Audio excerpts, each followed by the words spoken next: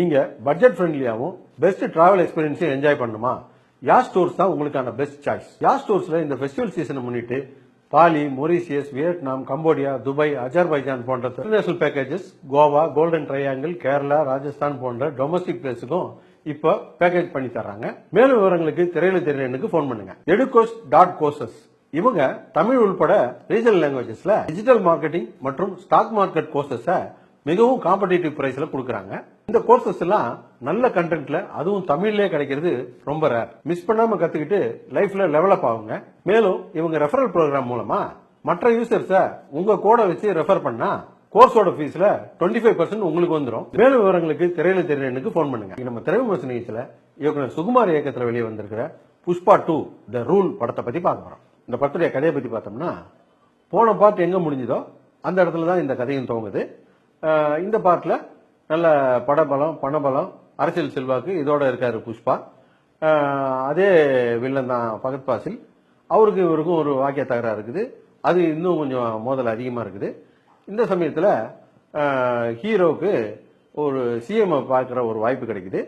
CM பார்க்க போறேன் அப்படின்னு வீட்டுல சொன்ன உடனே ஹீரோவுடைய மனைவி சொல்றாங்க, அவர் கூட நின்று ஒரு போட்டோ எடுத்துட்டு வந்துருங்க அப்படின்னு சொல்றாங்க. அங்க போய் சிஎம் கிட்ட போட்டோ எடுக்கணும் அப்படின்னு சொன்ன உடனே, நீ கடத்தல்காரன், நம்ம பார்ட்டிக்கு நிறைய ஃபண்டு கொடுக்குற, அதெல்லாம் வேற விஷயம். இருந்தாலும் நான் ஒரு கடத்தல்காரன் கூட நின்று போட்டோ போஸ்ட் கொடுக்க கூடாது அப்படின்னு சொல்லி ஹீரோவை அவமானப்படுத்திடுறாரு. இப்போ ஹீரோவுக்கு, நீ சிஎம் இருந்தா தானே உன் கூட நின்று நான் போட்டோ எடுக்க முடியாது, நான் சிஎம்ஏ மாத்திடுறேன் அப்படின்னு சொல்லிட்டு ஒரு சபதத்தோட வெளியே வர்றாரு. புறாவுக்கு ஒரு போராடா, இதனடா பெரிய அக்க போரா இருக்குன்ற மாதிரி. அடுத்து என்னாச்சு அப்படிங்கிறது இந்த படத்துடைய கதை. ஏற்கனவே வந்த புஷ்பா ஒண்ணு எதுக்கு ஓடிச்சுன்னே தெரியல. அதுவே ரொம்ப தெலுங்கு படமா இருக்கும். உலகத்துல வந்து அத்தனை மாஸ் மசாலா படத்தையும் போட்டு கலந்து ஒரு மசாலா படமா எடுத்து வச்சிருப்பாங்க. சரி, இதாவது கொஞ்சம் யோசிச்சு நல்லா எடுத்து வச்சிருப்பாங்கன்னு பார்த்தா இது அதை விட மசாலாவை எடுத்து வச்சிருக்காங்க. உதாரணத்துக்கு இந்த படத்துடைய ஃபர்ஸ்ட் சீன் சொன்னாலே போதும். ஜப்பான்ல ஒரு ஹார்பரை காட்டுறாங்க. அந்த ஹார்பர்ல கண்டெய்னர்லாம் லோட் பண்ணிக்கிட்டு இருக்கானுங்க கிரேன்ல. ஒரு கண்டெய்னர் மட்டும் ஓவர் லோடுன்னு காட்டுது, மேல ஏற மாட்டேங்குது அந்த கண்டெய்னரு. அது கீழே விழுந்து, கீழே உடஞ்ச உடனே அதுல இருந்து செம்மரக்கட்டையெல்லாம் வெளியே வந்து விழுது. இதை பார்த்துட்டு அந்த ஜப்பான்காரனுங்க செம்மரக்கட்டை வந்து விழுதுன்ட்டு அவங்க பாஸ் கிட்ட சொல்லிடுறானுங்க. அவன் கிளம்பி வர்றான். ஒரு படையோட வந்து பார்த்த உடனே, சார் உள்ள செம்மரக்கட்டை மட்டும் இல்ல, உள்ள ஒரு ஆள் இருக்கான் அப்படின்னு உடனே, ஏண்டா இந்த கண்டெய்னர் வர்றதுக்கே 45 நாள் ஆகும், 45 நாளா ஒருத்தன் சாப்பிடாம கொள்ளாம வந்திருக்கானா அப்படின்ட்டு அவன் ஜப்பான்காரன் தமிழ்ல பேசிக்கிட்டு இருக்கான். உள்ள இருந்து வந்தவர் பார்த்தா இவரு அவங்ககிட்ட ஜப்பானீஸ்ல பேசிக்கிட்டு இருக்காரு. ஏண்டா, செம்மரம் திருப்பதியில இருந்து ஜப்பானுக்கு வந்துருச்சு, ஆனா ஜப்பான்ல இருந்து எனக்கு பணம் வரலையே, அதுக்கு தாண்டா நான் வந்தேன் அப்படின்னு சொல்லிட்டு எப்படி ஜாப்பனீஸ் அப்படின்ட்டு ஜாப்பனீஸ்ல இவர் பேசிக்கிட்டு இருக்காரு. ஜப்பான்காரன் தமிழ்ல பேசிக்கிட்டு இருக்கான், இவரு ஜாப்பனீஸ்ல பேசிக்கிட்டு இருக்காரு. ரொம்ப புதுசா இருக்கு சார், இது புதுசா இருக்கு. அதுக்கு ஒரு புக் எடுத்து காட்டுறாரு. 45 நாள்ல உள்ள உட்காந்து படிச்சேன்னு சொல்லிட்டு. அதுக்கப்புறம் சண்டை பிடிச்சி மல்லு கட்டி அவனை பூரா அடிச்சு போட்டு வந்துடுறாரு. அதுல ஒரு மேட்டரும் கிடையாது. இந்த சீன்களுக்கும் இந்த படத்துக்கு என்ன சம்பந்தம்னு யாருக்குமே தெரியல. பார்த்தா வழக்கம் போல இங்க சித்தூர் டிஸ்ட்ரிக்ட்ல இவர் யார் தெரியுமான்னு முதல்ல கதையை ஆரம்பிக்கிறானுங்க. இந்த முதல்ல இந்த ஒரு 10-15 நிமிஷம் சீனை தவிர்த்துட்டு பார்த்தோம்னா மற்ற சீன்லாம் ஃபர்ஸ்ட் ஹாஃப்ல நல்லா இருந்ததுன்னே சொல்லலாம். குறிப்பா இந்த புஷ்பா போயிட்டு சிஎம் சந்திக்கிற சீனு, அப்புறம் ராவ் ரமேஷ் போயிட்டு ஃபகத் பாசில தனியா ரூம்ல சந்திக்கிற சீனு, அப்புறம் ஃபகத் பாசிலுக்கும் ஹீரோவுக்கு இருக்கிற அந்த ஈகோ கிளாஷ், அப்புறம் ஹீரோ வந்து மன்னிப்பு கேட்கிற சீனு, இன்ட்ரோல் பிளாக் எல்லாமே நல்லாவே இருந்தது. அந்த முதல் சீனை தவிர ஃபர்ஸ்ட் ஹாஃப்ல எல்லாமே ஒரு நல்ல கிரிப்பிங்கான சீனா இருந்தது, நல்லாவே இருந்தது. செகண்ட் ஹாஃப் அதுக்கு நேர் எதிர்மாறாகி போச்சு. காரணம் என்னன்னா, செகண்ட் ஹாஃப்ல ரொம்ப சீன்ஸே கம்மி. ஒவ்வொரு சீனும் லென்த்தா எடுத்து வச்சிருக்காங்க. உதாரணத்துக்கு சொல்ல போனா, ஃபகத் பாசில்கிட்ட சவால் விட்டு உன் கண்ணு முன்னாலே நான் எப்படி கடத்துறேன் பாரு அப்படின்ட்டு ஒரு கடத்தல் வேலை பண்றாரு. அது ஒரு அரை மணி நேரம் ஓடுது. அப்புறம் பார்த்தா ஒரு கோயில்ல பொம்பளை வேஷம் போட்டுக்கிட்டு ஒரு டான்ஸ் ஆடுறாரு. அங்கேயே ஒரு சென்டிமெண்ட் சீன் போகுது, அங்கேயே ஒரு பெரிய ஃபைட் சீன் போகுது. இதுவே ஒரு சீனே ஒரு பெரிய சீனா இருக்குது.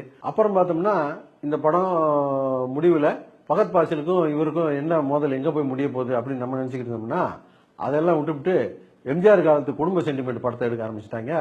ஒரு 20 நிமிஷம் பாத்தீங்கன்னா சென்டிமெண்ட்டை பொழியிறான்.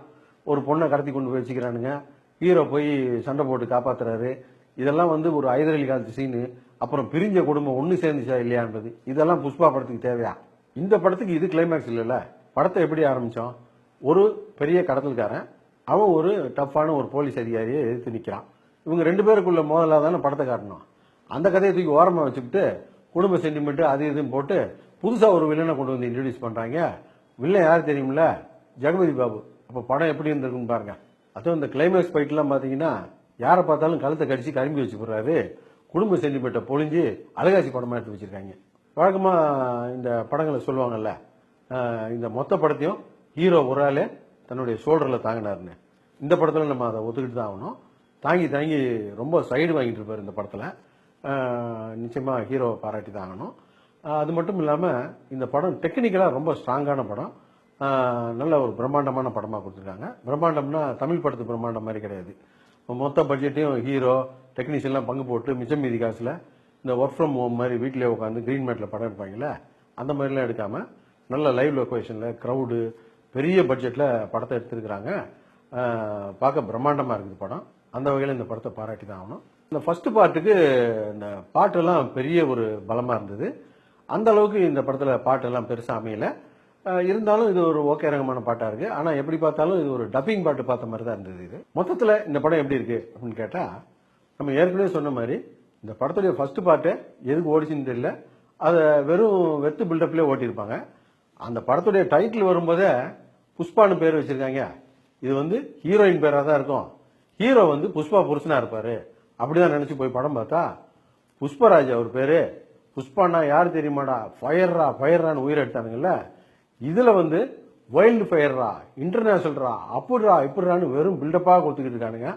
அதை தாங்கிறதுக்கு உங்களுக்கு மன உறுதி இருக்கான்னு பாத்துக்கங்க. இந்த படத்துடைய டியூரேஷனை வந்து வெளியிடும் போது திக்குன்னு இருந்துச்சு. ஏன்னா 200 நிமிஷம், அதாவது 3 மணி நேரம் 20 நிமிஷம் ஓடக்கூடிய படம்.